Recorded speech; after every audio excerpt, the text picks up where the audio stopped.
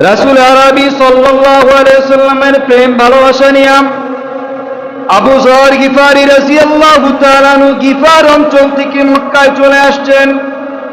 মক্কায় এসে মাতাফের ভিতরে বসে গেছেন।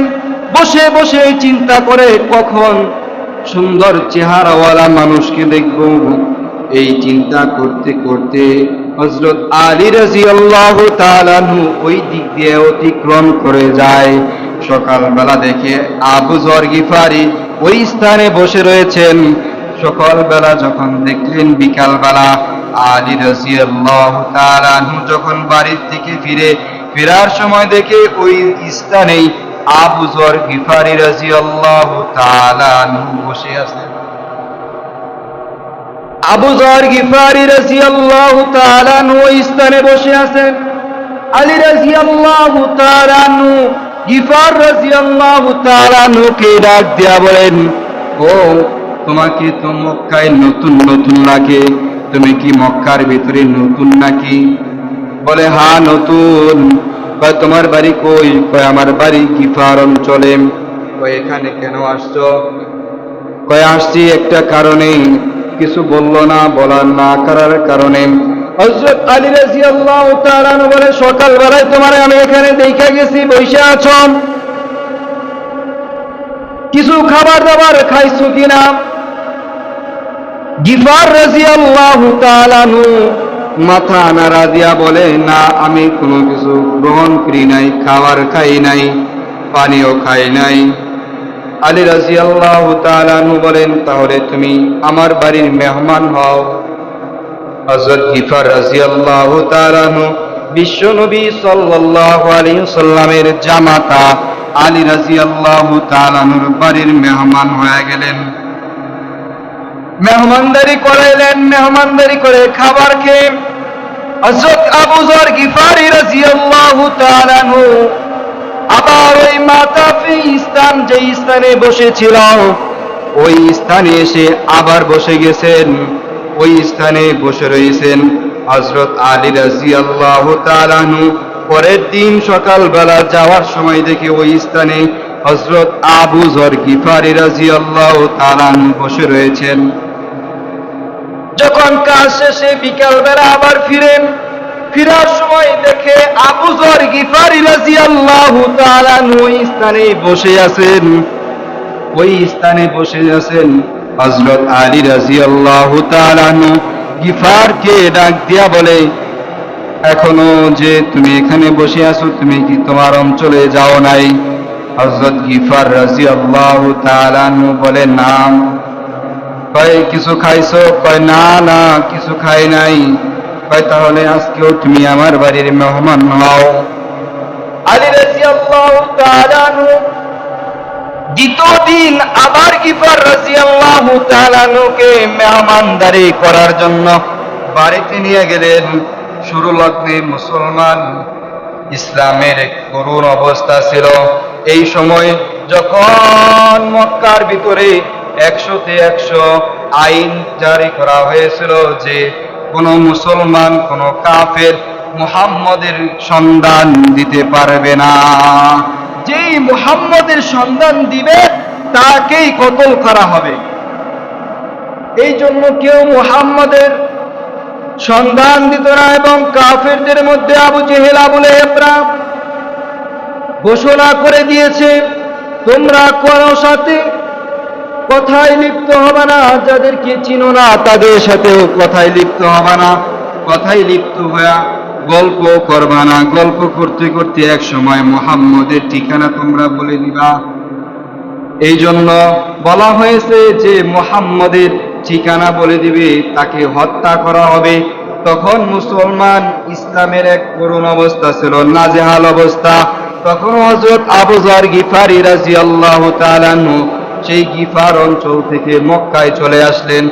আলী রাদিয়াল্লাহু তাআলা আনহু দ্বিতীয় দিন খাবার খাওয়াইলেন।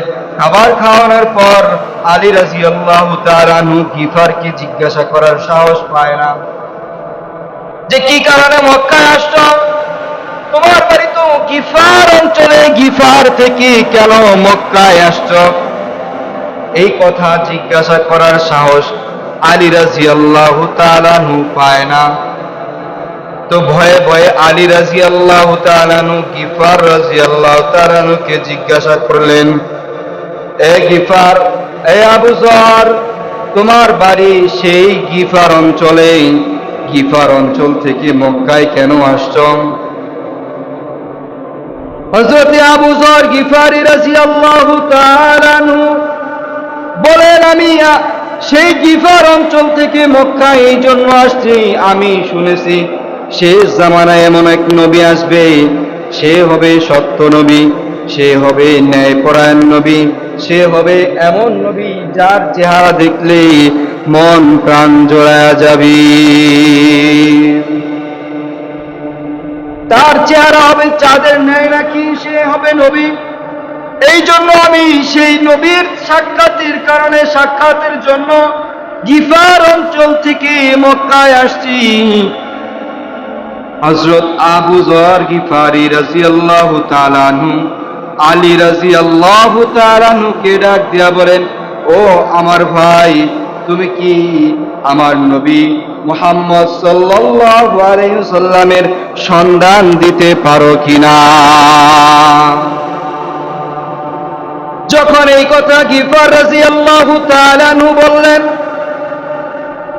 বলার সাথে সাথে হযরত আলী রাদিয়াল্লাহু তাআলা আনহু হযরত গিফার রাদিয়াল্লাহু তাআলা আনহুকে ডাক দিয়া বলেন, ও আবু যর গিফারী, শোনো, আমি আমার নবীকে কেন চিনব না? আমি এমন এক সাহাবী যে যুবকদের মধ্যে সর্বপ্রথম আমি আল্লাহ তাআলার রাসূলের হাতে হাত রেখে বায়াত গ্রহণ করেছি।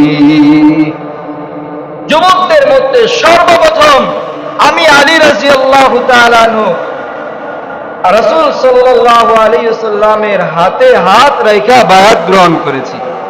আমি রাসূলকে চিনব না? আবু যর রাদিয়াল্লাহু তাআলা আনহু ডাক দিয়া বলেন, তাহলে ও আমার ভাই, তুমি আমাকে বলে দাও রাসূল কোথায় আছে, বিশ্ব নবী কোথায় আছে, আমার নবী কোথায় আছে? হযরত আলী রাদিয়াল্লাহু তাআলা আনহু ডাক দিয়া বলেন, ও আবু যর, এখন তো মুসলমানদের করুণ অবস্থা, ইসলামের করুণ অবস্থা, দাওয়াত প্রকাশ্যে দেওয়া যায় না, কোনো কারো সাথে কোনো কথাবার্তাও বলা যায় না। এই রাসূলকে আমি সরাসরি তোমাকে দেখা দিতে পারবো না। কিন্তু আবু যর, তুমি শুনে রাখো, আমি একটা মাধ্যমে তোমাকে রাসূলকে দেখা দিব। এই যে আমি একটা পাথর নিলাম, পাথর, ও আবু যর, আমি এই পাথর নিলাম, তুমি আর আমি একসাথে বের হব না, একসাথে বের হওয়া নিষেধ। মক্কার ভিতরে এমন ইসলামের অবস্থা ছিল, প্রকাশ্যে তো দাওয়াত দিবে দূরের কথা, দুইজন মুসলমান একসাথে বের হওয়ার আইন ছিল না। এমন আইন জারি করেছে এই কিছুদিন আগে ওলামায়ে কেরামদের জন্য সরকার আইন জারি করেছিল, আলেম ওলামাদের নাম লিস্ট হয়েছিল, এরা আলোচনার মাঠে আলোচনা করতে পারবে না, এরকম করুণ অবস্থা ছিল সেই জামানার মধ্যে। ইসলামের শুরু লগ্নে হযরত আবু যর গিফারী রাদিয়াল্লাহু তাআলা আনহু সেই গিফার অঞ্চল থেকে চলে আসছেন মক্কার ভিতরে। আলী রাদিয়াল্লাহু তাআলা আনহু আবু যর গিফারীকে ডাক দিয়া বলেন, ও আবু যর গিফারী, আমি তোমাকে সরাসরি রাসূলকে দেখাইতে পারবো না, তুমি আমার পেছনে পেছনে আসবা। এই যে আমি পাথর নিলাম, এই পাথর নিয়ে আমি হাঁটতে থাকবো, তুমি আমার পেছনে থাকবা। আমি যখন এই পাথরটা ফেলে দিব, যেই গলিতে ফেলবো ওই গলিতে মনে করবা রাসূল আছে, ভিতরে যাবা, যায় দেখবা রাসূলের সাথে কিছু সাহাবারাও বসে আছেন, ওইখানে তুমি রাসূলের সন্ধান পেয়ে যাবা।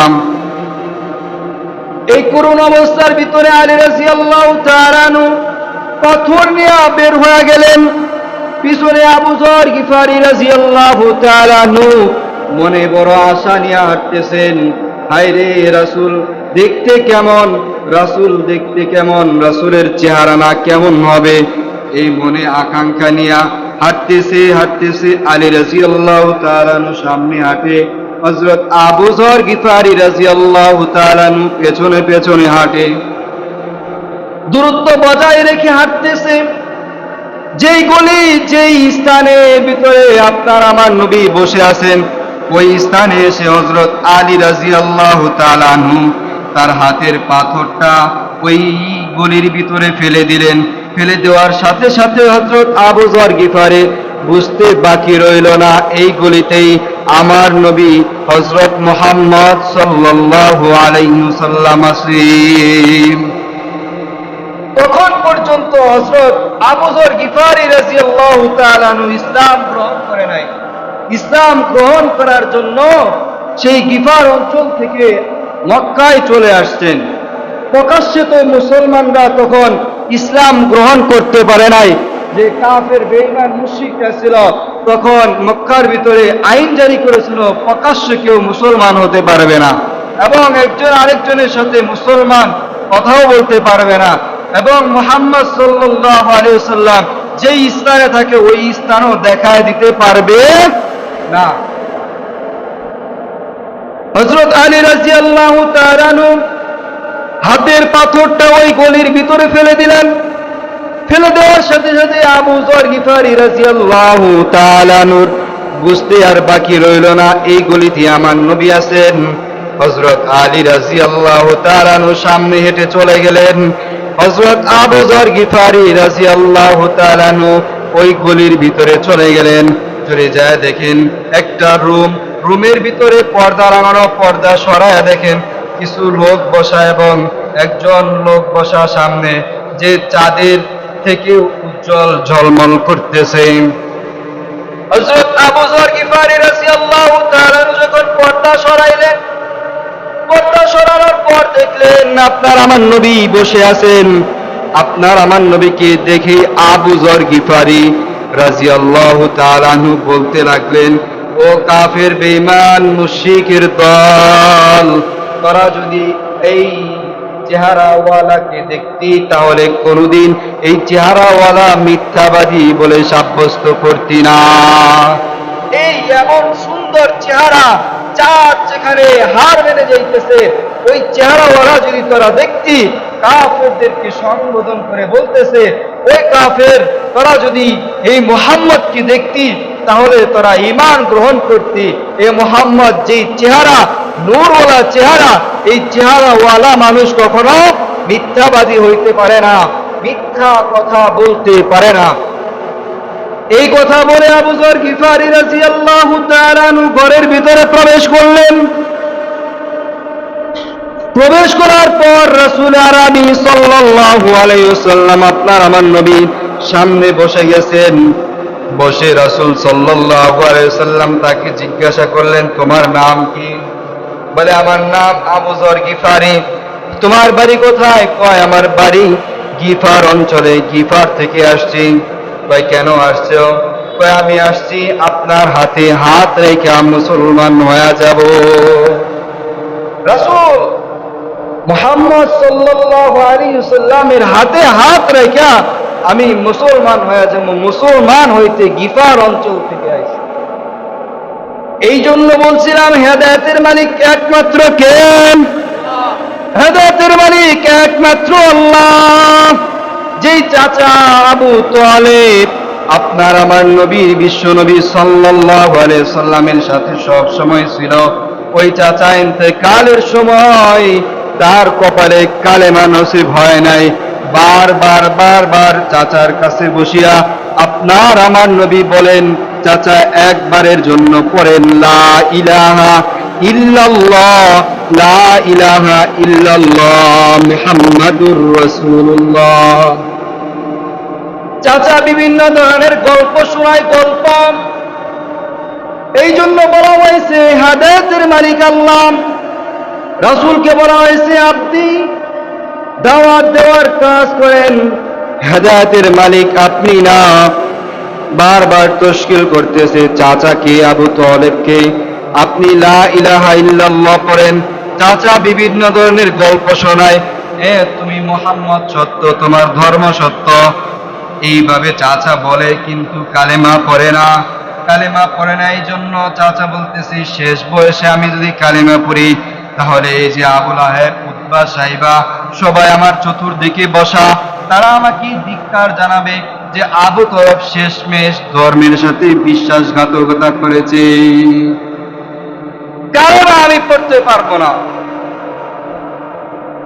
কালেমা পড়তে পারবো না, বারবার বলা হইতেছে। কিন্তু এক সময় রাসূল আরবি সাল্লাল্লাহু আলাইহি সাল্লাম, আপনার আমার নবী, বিশ্ব নবী, চাচাকে বারবার তশকিল করতেছে, চাচা কালেমা পড়েন।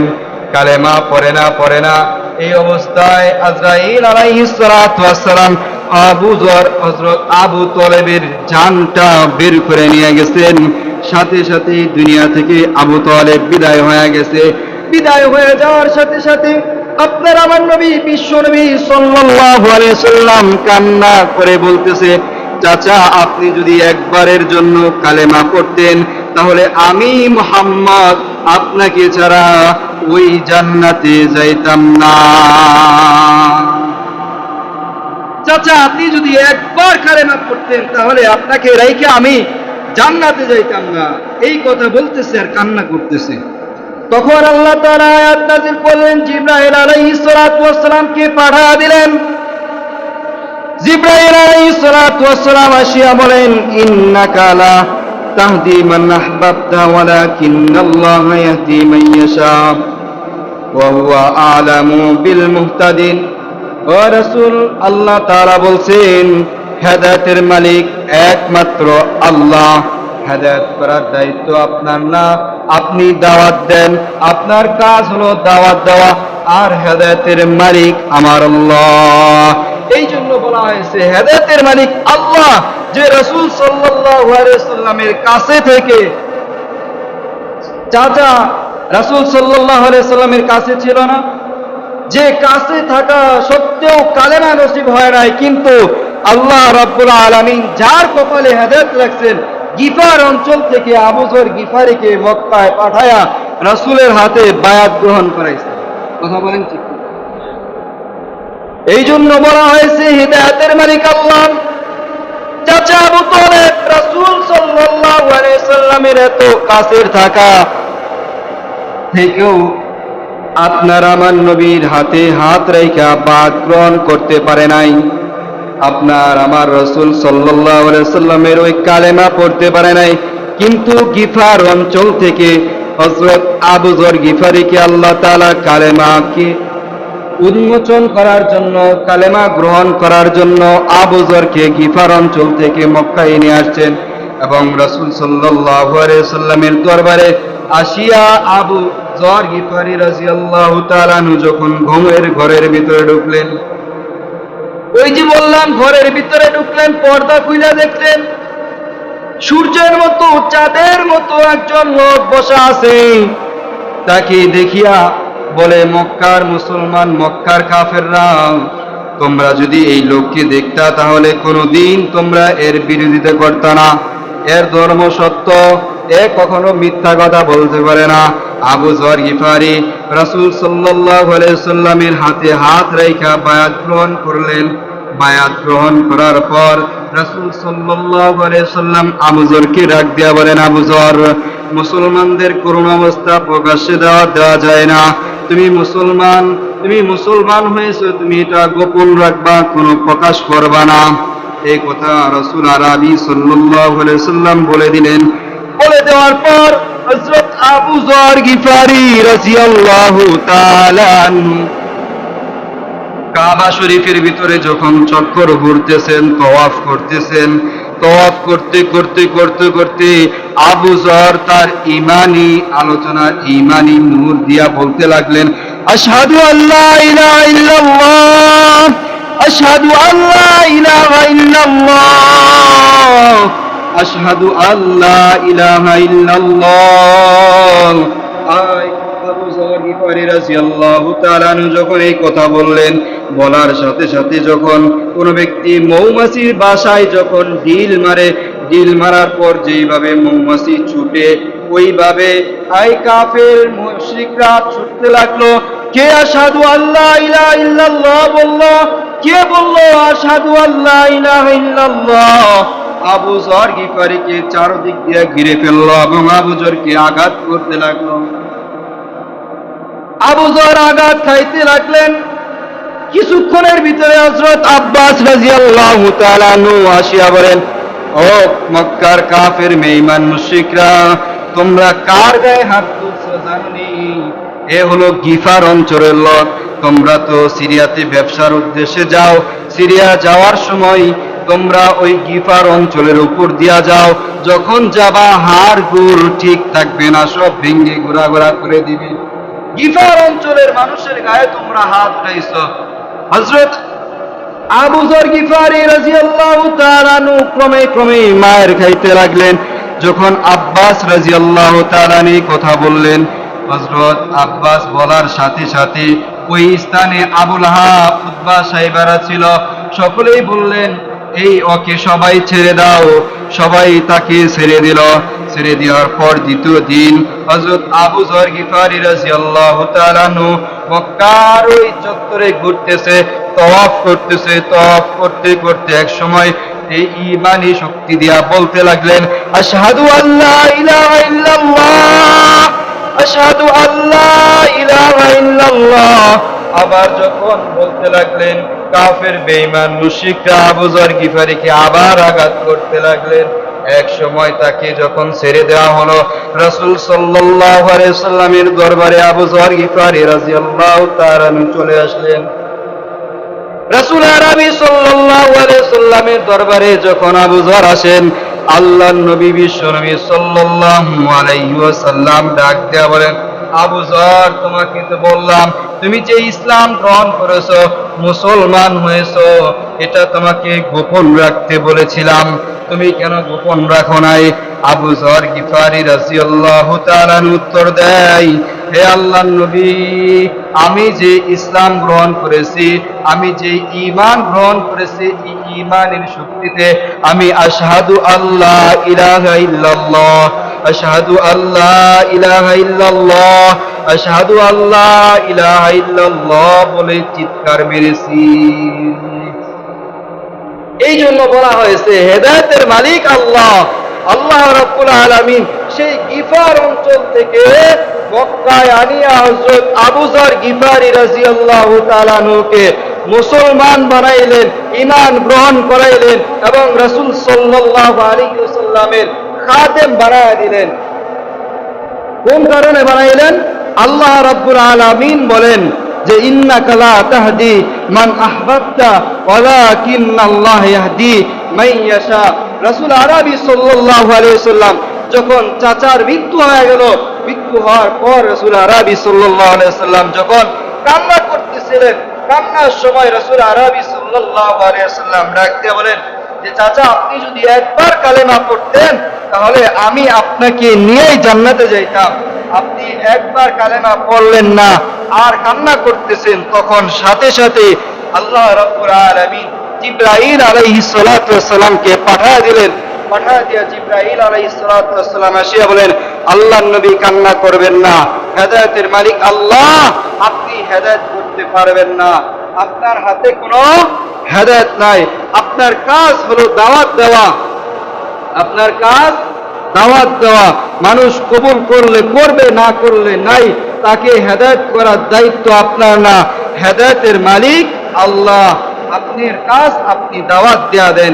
যখন এই আয়াত নাজিল হইলেন, আল্লাহর নবী সাল্লাল্লাহু আলাইহি ওয়াসাল্লাম তারপর থেকে কাউকে আর নিজের বিষয়ে হেদায়েত করতে যায় নাই। আল্লাহর নবী সাল্লাল্লাহু আলাইহি ওয়াসাল্লাম তারপর থেকে মুসলমান হওয়ার জন্য, ঈমান গ্রহণ করার জন্য মানুষকে ইসলামের দিকে দাওয়াত দিতে লাগলেন। কি করতে লাগলেন? দাওয়াত দিতে লাগলেন। এই জন্য আমাদেরকে বিশেষ করে ইসলামের প্রতি যেই বিষয়গুলো আছে, এই দাওয়াতগুলো মানুষের কাছে পৌঁছে দেওয়া। আমরা যখন নামাজে আসব, এক ভাইকে ডাক দিয়ে বলবো, ভাই নামাজে আসেন, এটাই হলো দাওয়াত দেওয়া। তাকে দাওয়াত দেওয়া হইল নামাজের। ভালো কাজ করার উদ্বুদ্ধ করা, খারাপ কাজ কাউকে করতে দেখলে তাকে নিষেধ করা, মানা করা। আমরা পারবো তো ইনশাআল্লাহ? আল্লাহ রাব্বুল আলামিন আমাদের সকলকে আমল করার তৌফিক দান করেন। মুহতারাম হাজিরিন, আপনার আমার এই মসজিদ নতুন মসজিদ, গত জুমায় কিছু কালেকশন হয়েছে। এই মসজিদের মোটর গাড়া হবে মসজিদের জন্য, আল্লাহর ঘরকে সুন্দর করার জন্য।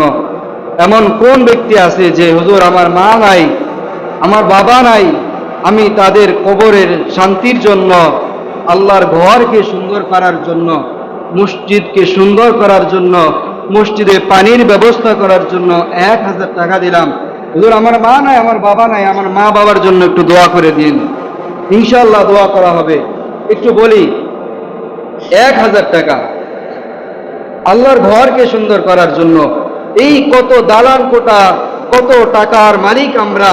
যখন আপনার আমার প্রাণটা, নিঃশ্বাসটা বের হয়ে যাবে, আজরাইল আলাইহিস সালাতু ওয়াস সালাম যখন নিঃশ্বাসটা বের করে নেবেন, রূহটা বের করে নেবেন, তখন আপনার আমার পকেটে এখন যেই টাকা আছে, এই টাকা আমি আর আপনি হাত দিয়ে বের করতে পারবো? বলেন, বের করতে পারবো? তাহলে এই টাকার কিসের এত বড়াই? যেই নিঃশ্বাস বন্ধ হয়ে যাওয়ার পর নিজের টাকা পকেট থেকে বের করতে পারবো না, অন্যরা হাত দিয়া টাকা বের করবে, জামা খুলে দিবে, অন্যরা গোসল করাবে, অন্যরা নামাজ পড়বে, আপনি আর আমি নিঃস্ব হয়ে শুয়ে থাকবো। আপনার আমার সম্বল হবে কবরে। আপনার আমার একটাই সম্বল।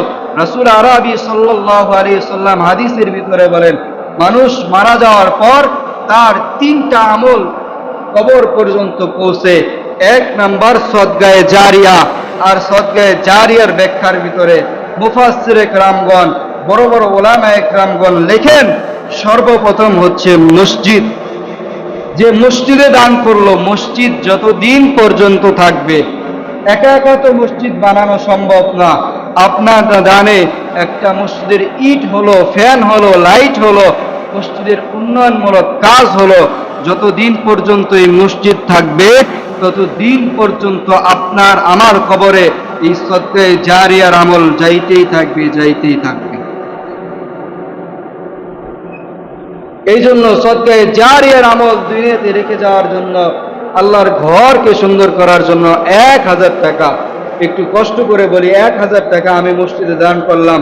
আমার মা দুনিয়াতে নাই, আমার বাবা দুনিয়াতে নাই, তাদেরকে তাদের কবর শান্তিময় করার জন্য। তারা কবরে কি অবস্থায় আছে আমরা জানি না। লিল্লাহি তাকবীর। জোরে বলেন, টাকাও দিবেন না, তাকবীরে বলবেন না, জোরে বলেন লিল্লাহি তাকবীর। নাম কি জানো? বিল্লাল হক, লিটন হক, মিল্টন। আমার আপনার ভাই মিল্টন হক আল্লাহর ঘরকে সুন্দর করার জন্য, আল্লাহর ঘরে পানির ব্যবস্থা করার জন্য মসজিদে 1000 টাকা দান করেছেন। আল্লাহ রাব্বুল আলামিন তার দানকে কবুল করুক, মঞ্জুর করুক। সকলে বলেন আমিন। আরো জোরে বলেন আমিন। তার আত্মীয় স্বজন যারা অন্ধকার কবরবাসী হয়ে গেছে, আল্লাহ রাব্বুল আলামিন তাদের প্রত্যেকের কবরটাকে জান্নাতের উচ্চ মাকাম দান করেন। সকলে বলেন আমিন।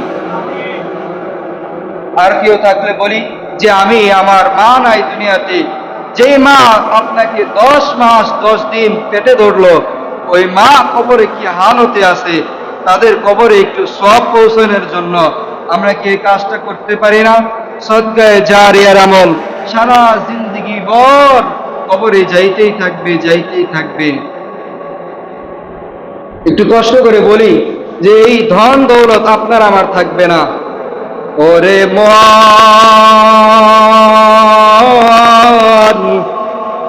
কার লাগিয়া করলা সুখের ঘর, কথা বলেন, কার লাগে সুখের ঘর করতেছেন?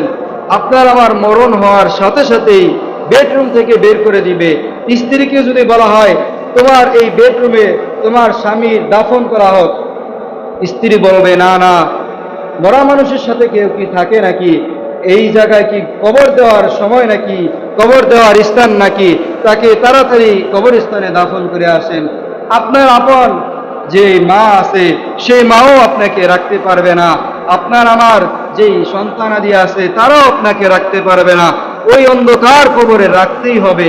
আর অন্ধকার কবর, এই কবর প্রত্যেক দিন ডাকিয়া বলেন, আমল নিয়ে আইসো, তোমরা আমল নিয়ে আইসো, কারণ আমি কবর পোকামাকড়ের ঘর, মাকড়সার ঘর, অন্ধকারের ঘর, তোমরা আমল নিয়ে কবরে আইসো। এজন্য একটু বলি যে আমার মার নামে, আমার বাবার নামে আত্মীয় স্বজন অন্ধকার কবরবাসী হয়ে গেছে, তাদের নামে 1000 টাকা আমি আল্লাহর ঘরে দান করব। 1000 টাকা বেশি হয়ে গেলে 500 টাকা বলি, 500 টাকা, 500 টাকা আমি আল্লাহ তাআলাকে রাজি খুশি করার জন্য, আল্লাহর ঘরকে সুন্দর করার জন্য 500 টাকা দান করলাম। একটু বলি নাই কেউ আর 500 টাকা কষ্ট কইরা জাগা জমি করিলাম,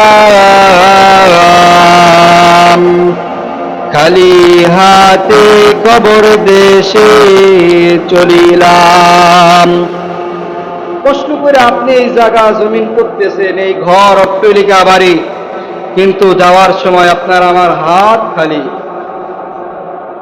ওই হাতকে ভরাট করার জন্য একটা উত্তম মাধ্যম আপনার আমার নবী হাদিসের ভিতরে বলে গেছেন যে কেউ যদি সদকায়ে জারিয়ার আমল করে রেখে যায়, যতদিন পর্যন্ত ওই মসজিদ মাদ্রাসা উন্নয়নমূলক কাজ রাস্তাঘাট থাকবে, ততদিন পর্যন্ত তার কবরের আমল যাইতেই থাকবে, যাইতেই থাকবে।